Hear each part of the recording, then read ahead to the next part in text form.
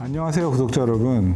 저는 KC자의 자산운용의 정현대 실장입니다. 저희가 새로운 프로그램을 준비했는데요. 야심차게 준비를 했는데 그 오늘부터 시작하려고 지금 영상을 찍고 있습니다. 새로 만든 프로그램의 이름은 정 실장의 무한답변.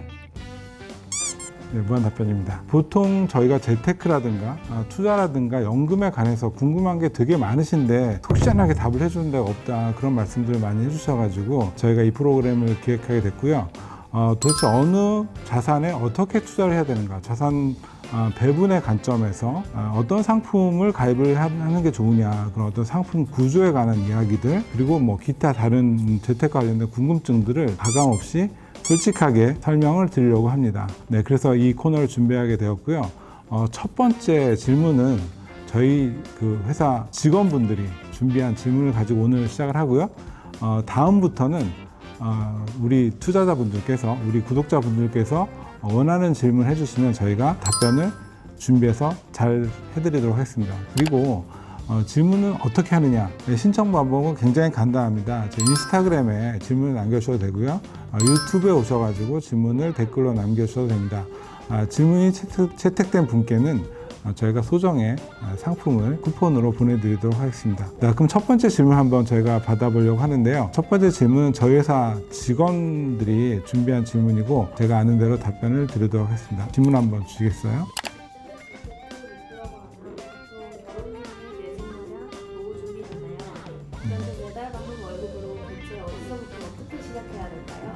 네, 굉장히 좋은 질문인데요. 우리가 처음에 직장 생활을 하게 되면은 그 월급이 들어오면 그 월급을 어떻게 투자해야 되느냐, 이런 것들이 가장 큰 질문이고, 보통 직장 초년생들의 가장 큰 주제는 뭐냐면 결혼 준비, 그 다음에 내 집 마련, 그리고 이제 노후 준비, 이렇게 세 가지인 것 같아요. 근데 저희가 이런 투자나 저축을 할 때는 가장 중요한 게 어느 시점에 내가 그 돈이 필요한가가 제일 중요한 것 같아요. 그래서 만약에 내가 결혼이 임박했다, 뭐 한 1, 2년 내에 결혼할 것 같다, 그러면은 거기에 맞는 상품들을 준비하면 되고, 주택 마련 기간이 한 10년 정도라고 생각한다 그러면 거기에 맞는 상품, 그 다음에 노후 준비는 이제 보통 내가 은퇴하는 시점, 그러니까 65세 정도 되는 시점에 돈이 필요하다고 가정을 해서 자금을 마련하는 게 중요합니다. 그래서 어느 시점에 이 돈이 필요한가를 먼저 고려하시는 게 제일 중요하고요. 거기에 맞춰서 상품을 찾는 게 좋다. 그래서 그 시점이 보통 1년 이내다. 그런 경우에는 당장 찾을 수 있고 변동성이 되게 적은 그런 상품들, 예를 들면은 MMF라든가 CMA 같은 상품들을 이용하는 게 좋고요. 만약에 한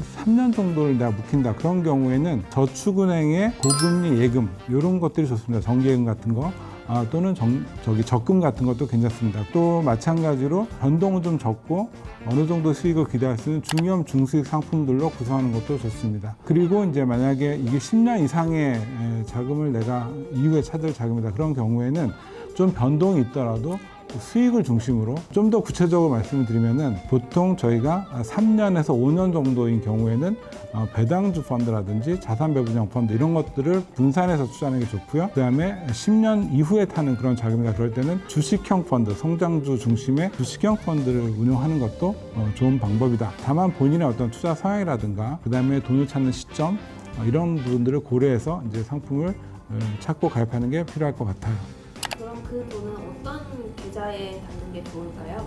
네네네, 그것도 굉장히 중요한 질문이고요. 보통 아까 말씀드린 대로 단기 자금 같은 경우는 저축은행이라든가 아니면 증권사, CMA, MF 이런 것들을 이용하시면 되고, 예를 들면 3년 이상, 3년에서 한 5년 정도의 자금이다, 그런 경우에는 지금 나와 있는 절세 상품들을 가입하는 게 좋아요. 예를 들어서 대표적인 게 이제 ISA 상품이잖아요.